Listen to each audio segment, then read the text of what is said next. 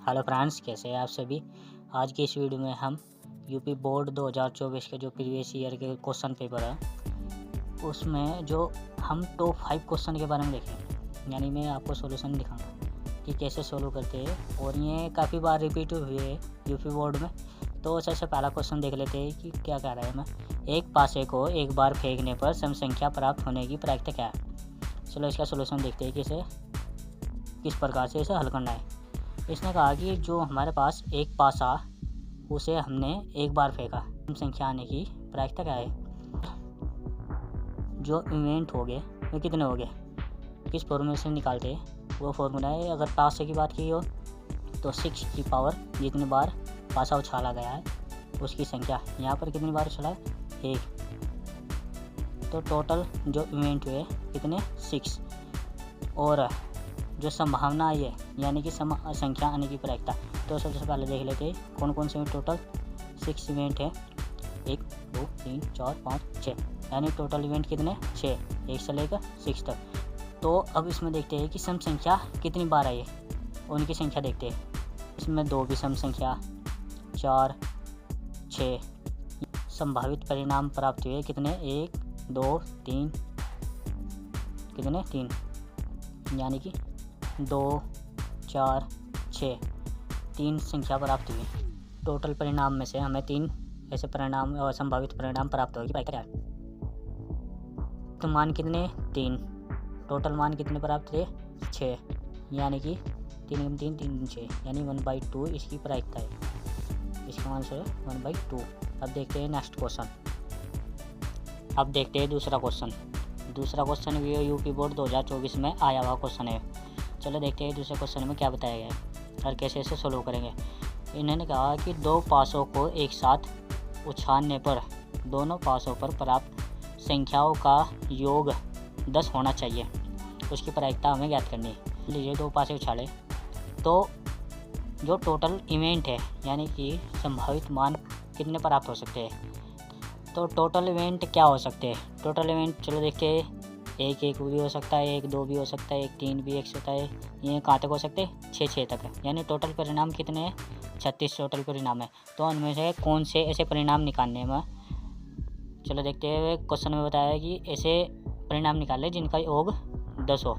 चलो देखते हैं कौन कौन से परिणाम है जिनका योग 10 प्राप्त। 5 और 5 और 6 4 और 6 4, या मैंने 4 6 और 6 4, यानी कि 1 2 3 ऐसे परिणाम प्राप्त हुए जिनका योग 10 हो। चलो अब देखते हैं इनकी प्रायिकता क्या है। इनकी प्रायिकता यानी जो संभावित मान है कितने, 1 2 3, और टोटल मान कितने हैं, यानी टोटल इवेंट कितने हैं, 36, यानी कि 3 3,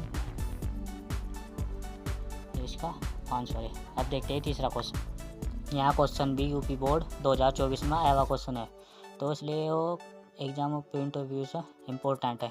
चलो देखते हैं इस क्वेश्चन को सोल्व कैसे करते हैं। इसमें बताया कि हमारे पास एक कोस थीटा दिया हुआ 15/7 इसका मान है, और हमें साइन थीटा की वैल्यू हमें ज्ञात करनी है। इसे सोल्व करने के लिए हमें पाइथागोरस प्रमेय का यूज करना पड़ेगा, यानी कि कर्ण स्क्वायर बराबर लंब स्क्वायर प्लस आधार स्क्वायर। चलो देखते हैं यहाँ, और साथ में ही लाल बटे कक्का का भी यूज करेंगे, लाल बटे कक्का। तो उसमें दिया हुआ है कि कोस थीटा यानी कि LAL, यहाँ पर साइन थीटा, कोस थीटा और टैन थीटा इन्हें डिनोट करते हैं। यहाँ पर क्या है, कोस थीटा क्या है, आधार बटे कर्ण, यानी कि 15 आधार और कर्ण कितना, 17। तो हमें ज्ञात क्या करना, आधार भी है हमारे पास, कर्ण भी है, लंब नहीं है, तो हमें लंब ज्ञात करना। वो लंब ज्ञात करेंगे पाइथागोरस प्रमेय की वजह से। चलो हमें हमारे पास क्या दे रखा, कर्ण है, यानी कि 17 का स्क्वायर।